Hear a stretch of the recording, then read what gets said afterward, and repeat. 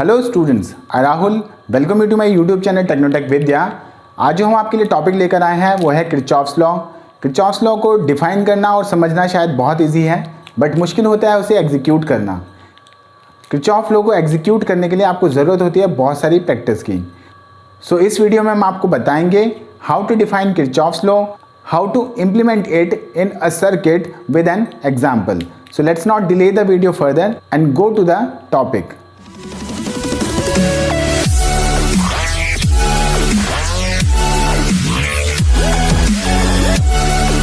Scientist Kirchhoff का पूरा नाम है गुस्ताव रॉबर्ट किरचॉफ। किरचॉफ ने किसी भी इलेक्ट्रिकल सर्किट से संबंधित दो नियमों को दिया, दो लॉज दिए हैं जिन्हें हम कहते हैं Kirchhoff voltage law, Kirchhoff current law. अब सबसे पहले हम देखते हैं किरचॉफ करंट लॉ।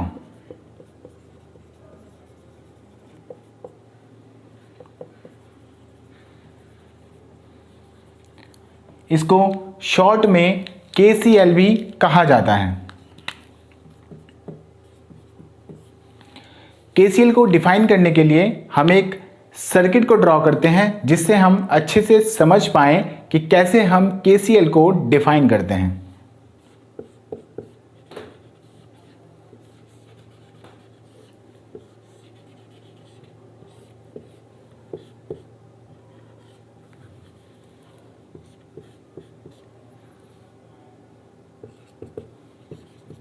ये सपोज हमारे पास सोर्सेज हैं E1 और E2, इनसे करंट आ रही है I1 और I2।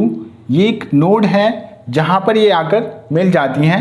इससे आगे एक ही हमारे पास रास्ता है जिससे करंट आगे बढ़ सकती है। सपोज ये करंट है I, ये रेजिस्टेंस को हम नाम दे देते हैं R1, R2 और इक्विवेलेंट रेजिस्टेंस R। तो किरचॉफ ने KCL में क्या बताया, ये बताया गया कि किसी भी सर्किट के अंदर किसी नोड पर मिलने वाली सभी धाराओं का बीजगणितीय योग शून्य होता है। यहाँ पर आने वाली धाराओं को आप अगर पॉजिटिव लेते हैं तो जाने वाली को आप नेगेटिव कंसीडर करते हैं।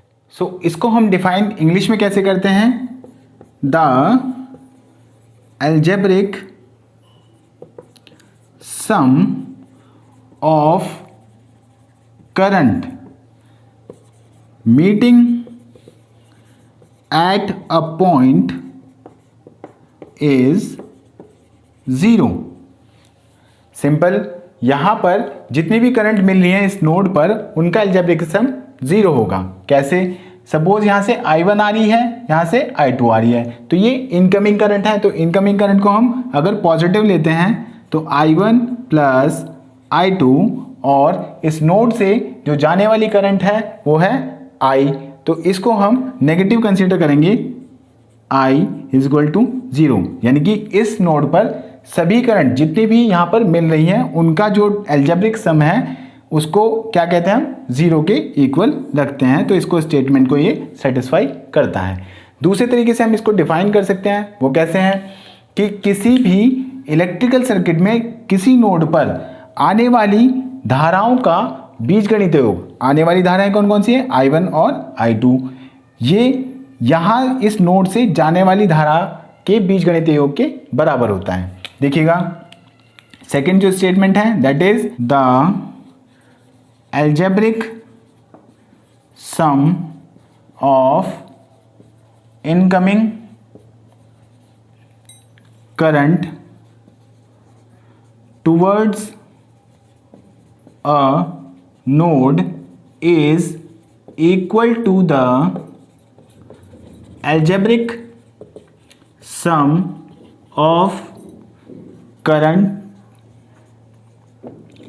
leaving the node। यानी कि जितने करंट इस नोड की तरफ आ रहे हैं उनका टोटल एल्जेब्रिक सम उससे नोड को छोड़ने वाले टोटल करंट के इक्विवेलेंट होगा। इसके अलावा एक और छोटा सा एग्जांपल लेते हैं। इसमें तो हमने सिर्फ 3 ही करंट को दर्शाया है। सपोज कोई भी एक नोड है, इस पर अलग अलग डायरेक्शन से करंट आ रही हैं, सपोज I1, I2 और I3। यहाँ पर है I4, I5 और I6। आप यहाँ से बता सकते हैं ये इनकमिंग करंट है, ये आउटगोइंग करंट है। अगर आप इनको पॉजिटिव लेते हैं, इनको नेगेटिव लेते हैं, तो I1 plus I2 plus I3 minus I4 minus I5 minus I6 is equal to 0। I1 plus I2 plus I3 equals to I4 plus I5 plus I6।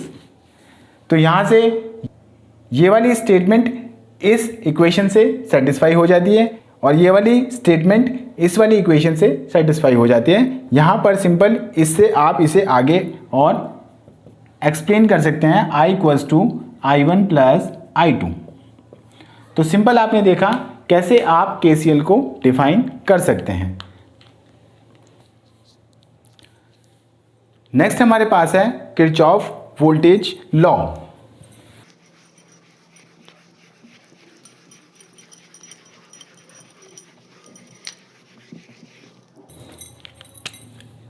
Kirchhoff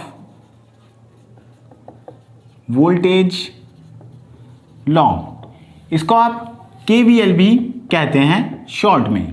KVL को आप कैसे डिफाइन करते हैं? देखिए, सर्किट हमारे पास वही है, उसी में ही हम KVL को अप्लाई करते हैं और उसे डिफाइन करने की कोशिश करते हैं। सपोज यहाँ से एक ही मैश ये है, सेकंड मैश हमारे पास ये है। अब KVL के अकॉर्डिंग क्या होता है, अकॉर्डिंग टू दिस लॉ क्या होता है कि किसी भी सर्किट के कोई भी एक मैश ले लेते हैं हम, इस वाले ऊपर वाले मैश में हम देखते हैं, तो इस मैश में जितनी भी करंट किसी रेजिस्टेंस से फ्लो हो रही होगी, सपोज इस वाले रेजिस्टेंस की हम बात करते हैं, तो इस रेजिस्टेंस में ये इस मैश में इंक्लूडेड है और इस रेजिस्टेंस में ये वाली करंट भी फ्लो हो रही है और ये वाली करंट भी फ्लो हो रही है। तो इसमें कितनी करंट फ्लो हो रही है? I1 plus I2। और इस वाले रेजिस्टेंस में करंट जो फ्लो हो रही है, देखिए आपस में यहाँ से डिवाइड फिर से हो जाएगी, वापस जो करंट आएगी वो I1 होगी। तो यहाँ पर इस मैश के अंदर किसी भी रेजिस्टेंस में जो करंट फ्लो हो रही होगी और उस रेजिस्टेंस का जो मल्टीप्लिकेशन आएगा, सिमिलर वे में आगे भी हम बढ़ते चले जाएंगे करंट की डायरेक्शन में और रेजिस्टेंस और करंट का मल्टीप्लिकेशन करते जाएंगे। उनका जो टोटल अलजेब्रिक सम होगा वो इस मैश में जितने भी वोल्टेज सोर्स लगे होंगे, टोटल का अलजेब्रिक सम हम फाइंड आउट करेंगे और उसके इक्विवेलेंट होगा। एक चीज़ आपको ध्यान रखनी है, जब आप करंट की डायरेक्शन में चल रहे होंगे तो ड्रॉप को पॉजिटिव लेते हुए चलते हैं, बाकी राइज जो होगा वो आपको नेगेटिव कंसीडर करना है। राइज और ड्रॉप कैसे होगा? देखिए, माइनस से आप प्लस की तरफ जाएंगे तो हमेशा राइज होता है, राइज को आपको नेगेटिव लेना है। आप इसी वे में इसको याद रखेंगे तो आप आराम से इसको डिफाइन कर पाएंगे और जब आप किसी न्यूमेरिकल वैल्यू को सॉल्व करना चाहते हैं तो आप उसे आराम से सॉल्व कर पाएंगे और कंफ्यूज नहीं होंगे। तो ध्यान से देखिएगा, हम इसको डिफाइन करते हैं, हम इसे हिंदी में डिफाइन करते हैं, किसी बंद पाश में लगे प्रतिरोधों और उनकी संगत धाराओं के गुणनफल का बीजगणितीय योग उस बंद पाश में लगे कुल विद्युत वाहक बलों के बीजगणितीय योग के बराबर होता है। तो सिंपल है, इसे इंग्लिश में ट्रांसलेट कैसे करते हैं? The algebraic sum of the product of current and the resistance is equal to the algebraic sum of the EMF in a closed mesh। यानी कि किसी बंद पाश में जितने भी विद्युत वाहक बल लोग होते हैं उनका टोटल अलजेब्रिक सम किसके बराबर होता है? उस बंद पाश में रेजिस्टेंस और उनकी संगत धाराओं के गुणनफल के बीजगणितीय योग के बराबर होता है। तो आप सिंपल इस वे में इसको डिफाइन कर सकते हैं। तो इसको हम लगाते हैं सिंपल, यहाँ पर हमारे पास EMF जो है वो कहाँ से, देखिए इसी डायरेक्शन में करंट फ्लो हो रही है तो इसमें हम चलते हैं। तो E1 जो है -2 प्लस जा रहा है, तो मैंने बताया था जो ड्रॉप और राइज है उनको कैसे लेना है? ड्रॉप को लेना है पॉजिटिव और राइज को लेना है नेगेटिव। तो देखिए -2 प्लस वोल्टेज राइज है।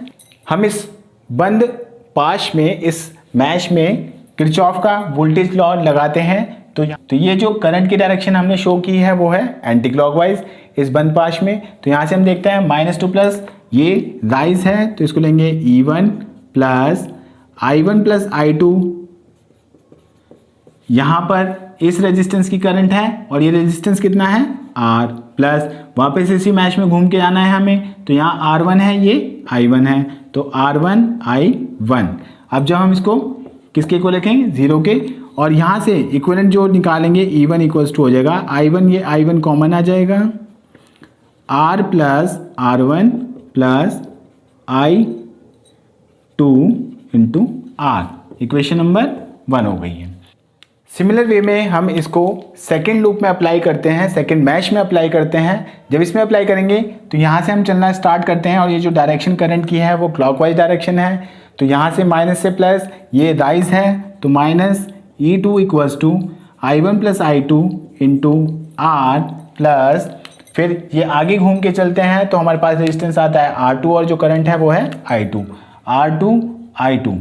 अब यहाँ से ये प्लस होगा इक्वल्स टू 0। अब ये E2 की इक्विवेलेंट जो आती है वैल्यू I1 R प्लस ये I2 है, ये I2 है, ये कॉमन आ जाएगा, ये R प्लस R2। ये इक्वेशन नंबर 2। तो आप सिंपल इन इक्वेशंस को सॉल्व कर सकते हैं और फाइंड आउट कर सकते हैं जो भी रिक्वायर्ड वैल्यू आपको फाइंड आउट करनी है। आप इन रूल्स की, इन लॉज की प्रैक्टिस बहुत अच्छे से कीजिएगा। अगर आपको कोई भी प्रॉब्लम आती है तो आप कमेंट सेक्शन में आप पूछ सकते हैं। याद रखिएगा, इनको डिफाइन करने से ज़्यादा इनको प्रैक्टिस करना बहुत ज़्यादा ज़रूरी है। तो आप अलग अलग न्यूमेरिकल्स को प्रैक्टिस कीजिएगा विद KVL एंड KCL। तो स्टूडेंट्स, अगर आपको वीडियो अच्छी लगी है और आप समझ पाए हैं कि कैसे डिफाइन करते हैं किरचॉफ्स लॉ को और कैसे उन्हें इम्प्लीमेंट करते हैं किसी भी सर्किट के अंदर, तो आप इस वीडियो को लाइक करना और शेयर करना मत भूलिएगा। और अगर आप इस चैनल पर नए हैं तो चैनल को सब्सक्राइब ज़रूर कर लीजिएगा और बेल आइकन को प्रेस कर लीजिएगा ताकि आपको आने वाली वीडियोज़ की अपडेट टाइम टू टाइम मिलती रहे। ऐसे ही दूसरे टॉपिक के साथ आपसे नेक्स्ट वीडियो में मुलाकात होगी। तब तक के लिए गुड बाय।